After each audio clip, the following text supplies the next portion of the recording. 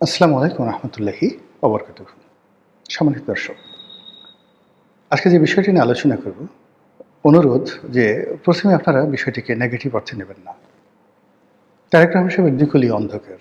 দুই কুল বলতে আমি যেটা বোঝাচ্ছি যে তার রাজনীতির পূর্ব এবং পশ্চিম যেটা রয়েছে। আমাদের রাজনীতির উত্তর দক্ষিণ নেই, পূর্ব এবং পশ্চিম রয়েছে। তো সেই পূর্ব এবং পশ্চিম বলতে যা বোঝায় সেটি এখনো পর্যন্ত তারেক রহমান সাহেবের জন্য ইতিবাচক নয়। যে সমস্যা শেখ হাসিনার ছিল, ঠিক একই সমস্যা তারেক রহমান সাহেবের জন্য একেবারে বোঝা ভরে শাকের আঁটি। মানে এমনি একে নতুন সরকার, ২ নম্বর হলো যে এই সরকারের মধ্যে জামাতের লোক, আওয়ামী লীগের লোক, বিএনপির লোক, এনসিপির লোক, ভারতের লোক, আমেরিকার লোক, চীনের লোক ভরা। তিনি কাউকে বিশ্বাস করতে পারছেন না, তিনি কাউকে নির্ভর করতে পারছেন না। যে লোকের ধরুন পররাষ্ট্রমন্ত্রী নিজের না, যে লোকের স্বরাষ্ট্রমন্ত্রী সম্পর্কে তার প্রতিপক্ষরা যে সকল কথাবার্তা বলছে, এই কথাবার্তার কোনো সদুত্তর দলের পক্ষ থেকে কেউ দিতে পারছে না। যেখানে স্বরাষ্ট্রমন্ত্রী বলছে অমুকের, অমুক ব্যক্তির, অমুক রাষ্ট্রের, অমুক অমুক, এই সমস্ত বাজে কথার একটা উত্তর বিএনপির পক্ষ থেকে দেওয়া যাচ্ছে না। স্বরাষ্ট্রমন্ত্রী নিজেও দিচ্ছেন না, তার পক্ষে কেউ কথা বলছে না। একজন স্বরাষ্ট্রমন্ত্রীকে বলা হচ্ছে রয়্যাল লোক, এএস আলমের লোক। এই সমস্ত কথা সহ্য করা যায় বলেন তো? এই গেল স্বরাষ্ট্রমন্ত্রীর কথা। ফলে এই স্বরাষ্ট্রমন্ত্রীর ডান দিকে যদি তার থাকে, বাম দিকে যদি আপনার পররাষ্ট্রমন্ত্রী থাকে, এই আমেরিকার লোক, এই ইউনুসের লোক, এই ডিপ স্টেটের লোক। কিন্তু এ লোক কোনো কিছুরই না ধরেন, কিন্তু এ লোক যে বিএনপির না, এটা তো সত্য। তো এই বিষয়গুলো এখন তারেক রহমান সাহেব ধরেন তার স্বরাষ্ট্রমন্ত্রী, তার পররাষ্ট্রমন্ত্রী, তাদের ব্যাপারে তাকে চোখ বুঝে নির্ভর করতে হবে। এর চেয়ে গুরুত্বপূর্ণ মন্ত্রণালয় বাংলাদেশের দ্বিতীয়টি নেই। দুটোই গুরুত্বপূর্ণ মন্ত্রণালয় আছে। গেল সেন্ট্রাল ব্যাংকের অর্থব্যবস্থা, এখানে এই ভদ্রলোক আসলেন গভর্নর হয়ে। ওনার সঙ্গে দলের কি সম্পর্ক? মানে সবচেয়ে এই মুহূর্তে অর্থমন্ত্রীর চাইতেও গুরুত্বপূর্ণ হলো বাংলাদেশ ব্যাংকের গভর্নর। এই ভদ্রলোকের সঙ্গে বিএনপির কী সম্পর্ক, অর্থনীতির কী সম্পর্ক, তারেক রহমান সাহেবের কী সম্পর্ক, আমরা কিছুই জানি না। কিন্তু উনি সরকারের সবচেয়ে গুরুত্বপূর্ণ ৩ নম্বর যে পদটি সেন্সিটিভ, সেখানে এসে বসলেন। এরপরে ধরেন সরকারের পরিকল্পনা মন্ত্রণালয়। মানে যদি বলা হয় বাংলাদেশকে যদি আগামীতে এগিয়ে নিতে পারে, সেটা হলো পরিকল্পনা মন্ত্রণালয়। সেখানে মন্ত্রীকে জুনায়েদ সাকিব, সে তার দলের লোক নয়, এটাই সে প্রথম এমপি, এটাই সে প্রথম মন্ত্রী। রাজপথে দাঁড়িয়ে জোরে জোরে কথা বলা, হাত উঁচু করে কথা বলা, এইগুলো ছাড়া তো ২ কলম লিখতে পারে। আর প্রথম আলোর প্রমোশন, মানে মতিউর রহমান, মাহফুজা নাম গংদের বাই প্রোডাক্ট। এছাড়া এই ছেলের একটা পরিকল্পনা মন্ত্রণালয় চালানোর যোগ্যতা আছে। আপনারা যদি কেউ আমাকে বলতে পারেন, বা ওই ছেলে যদি আমাকে বলতে পারে যে রনি ভাই আমার এই পরিকল্পনা মন্ত্রণালয় চালানোর যোগ্যতা আছে, I can do better than you, আপনার সে ভালো করতে পারে, অন্য কারো দরকার নেই, হাতে চুরি পরে ঢাকা শহরে ঘুরব, তাকে আপনি বাংলাদেশের মানে অর্থ মন্ত্রণালয়ের চাইতেও পরিকল্পনা মন্ত্রণালয়ে আপনি বসিয়ে দিয়েছেন। ফলে আপনার কোন কুল আছে? আপনি এখানে একজন ভদ্রলোকে নিয়ে আসছেন পররাষ্ট্র উপদেষ্টা রূপে, যেখানে যাচ্ছে খলিলুর রহমানের সাথে গেছে। খলিলুর রহমান সাহেব যদি আকাশের চাঁদ হয়, এ লোক মোমবাতি, অবোধ শিশু, এখনও রাজনীতি, অর্থনীতি, পররাষ্ট্রনীতির তার যে দুধ দাঁত এটা গজিয়েছে, এটা পররাষ্ট্র মন্ত্রণালয়ের একটা জুনিয়র, যে যাকে বলা হয় ফার্স্ট সেক্রেটারি কোনো একটা মন্ত্রণালয়ের, মানে আয়দার মন্ত্রণালয়ের অথবা যাকে বলা হয় দূতাবাসের, বলতে পারবে না। রেসপেক্টিভ মানে একজন লোক পররাষ্ট্র উপদেষ্টা হবেন, যেখানে আগে রিয়াজ রহমান ছিলেন, যেখানে আগে শমশের মোবিন চৌধুরী ছিলেন। শমশের মোবিন চৌধুরীর মতো মানুষ ওই সময়টাতে বেগম জিয়াকে যেভাবে ভারতে নিয়ে সংবর্ধনা দিয়েছিলেন, মনমোহন সিং স্বয়ং এয়ারপোর্টে এসে তাকে রিসিভ করেছেন, একজন শমশের মোবিন চৌধুরীকে, চৌধুরীর কারণে। এবং শেখ হাসিনার বিকল্প হিসেবে ওই সময় শেখ হাসিনার রেজিম, শেখ হাসিনার জমানাতে বেগম জিয়া বিরোধী দলীয় নেত্রী হিসেবে যাচ্ছে এবং তাকে রিসিভ করার জন্য প্রধানমন্ত্রী মনমোহন সিং এয়ারপোর্টে চলে এসছে, নিজে গাড়ির দরজা খুলে দিয়েছে। রেকর্ড কার জন্য? There were somebody in the foreign affairs matter. এটা শমশের মোবিন চৌধুরী করেছেন।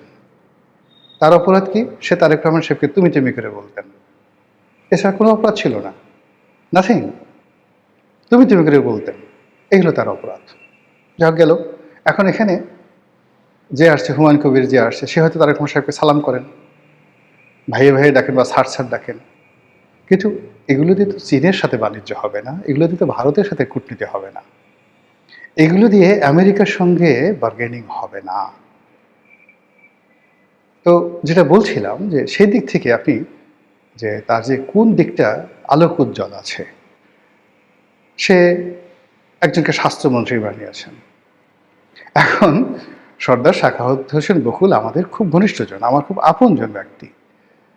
তিনি he is a political master, just like political master, কিন্তু মানে তাকে সাহায্য করার জন্য যে একটা গ্রুপ দরকার পলিটিক্যাল মাস্টার হিসেবে, এই পদগুলোতে যে ধরনের ধরেন ডক্টর রুহুল হক ছিলেন, ডক্টর আব্দুল মতিন ছিলেন, বিএনপির জমানাতে, আওয়ামী লীগ জমানাতে ডক্টর রুহুল হক ছিলেন, তারা যেভাবে এই মন্ত্রণালয়টা চালাতে পারতেন। নাসিম সাহেবরা কী করেছেন? নাসিম সাহেব দুর্নীতির স্বর্গরাজ্য তৈরি করে ফেলেছেন।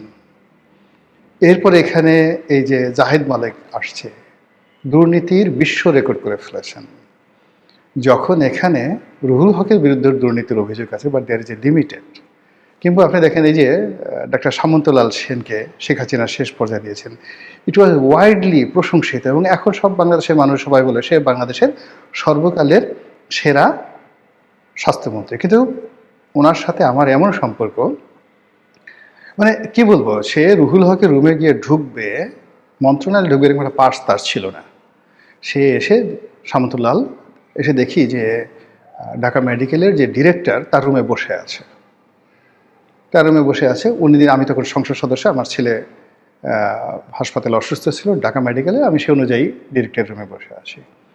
তো সে ডিরেক্টর মুস্তাফিজুর রহমান ছিল তখন, ব্রিগেডিয়ার মুস্তাফিজুর রহমান ছিল ডিরেক্টর, যেটা ওষুধ প্রশাসনের পরে ডিজি হয়েছিলেন।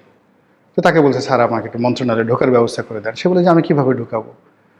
তখন আমি সামন্তলালকে নিয়ে গেলাম, শুধু নিয়ে গেলাম না, সামন্তলালও জীবিত, শুধু ওনাকে আমার গাড়িতে নিয়ে গেলাম, মন্ত্রণালয়ে ঢুকালাম এবং ওনাকে সোজা নিয়ে মানে স্বাস্থ্যমন্ত্রী মিটিংয়ে ছিলেন, সে স্বাস্থ্যমন্ত্রীর সামনে, রুহুলকের সামনে নিয়ে বললাম যে আপনি এই ফাইলটা দেখেন, প্রধানমন্ত্রীর ফাইল, এই ফাইলটা আপনি ওকে করে দেন।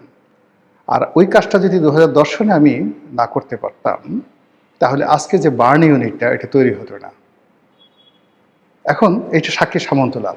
দ্বিতীয় সমস্যা হলো ওই যে ঢাকাতে শেখ হাসিনা বার্ন ইউনিট যেটা হয়েছে, ওখানে এখন যে পরিচালক আছে ডক্টর নাসির, আমার খুব ঘনিষ্ঠ বন্ধু। তো ডক্টর নাসির ওখানে একটা হলো মামলা দিয়ে বসলো, ওখানে একটা পেট্রোল পাম্প ছিল, পেট্রোল পাম্পের মালিক মামলা দিয়ে বসলো। এই সামন্তলাল সবাই মিলে তারা ওই ডক্টর নাসিরকে দায়িত্ব দিল এই মামলাটা নিষ্পত্তি করার জন্য। ডক্টর নাসির আমার কাছে আসলো, হাইকোর্টে রিট করতে হবে।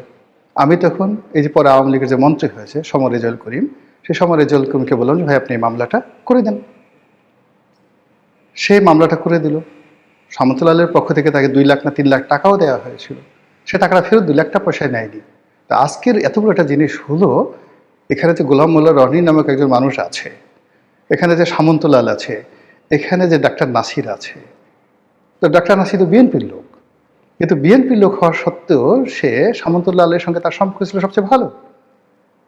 তারপরে সে এখন এই বার্ন ইনস্টিটিউটের সে পরিচালক। কিন্তু এই বার্ন ইনস্টিটিউটটা বিল্ডিং করা থেকে শুরু করে এই ডাক্তার নাসিরের যে ভূমিকা, তার যে কর্তৃত্ব, সে না হলে ডাক্তার নাসিরের না হলে এটা হতো না।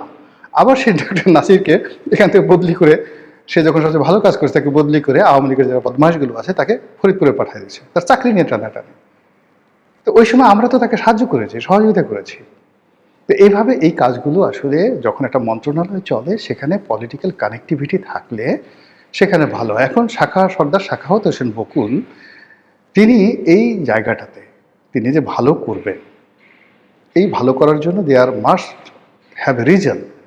বিএনপি দীর্ঘদিন এখানে ডাক্তার জাহিদ যেভাবে করতে পারতেন, এইভাবে এই মন্ত্রণালয়ে ওনার পক্ষে এই মুহূর্তে সম্ভব না, কিন্তু তিনি প্রচণ্ড দৌড়াদৌড়ি করতেছেন, বক্তব্য দিচ্ছেন, ডেইলি মানে ফাটাকেস্টের মতো ঘুরে বেড়াচ্ছেন, কিন্তু ফলাফল শেষ পর্যন্ত ঘোড়ার ডিম আসবে। এবং যদি দুর্নীতির অভিযোগ এসে যায় আগের মতো, আপনারা আশ্চর্য হতে পারবেন না।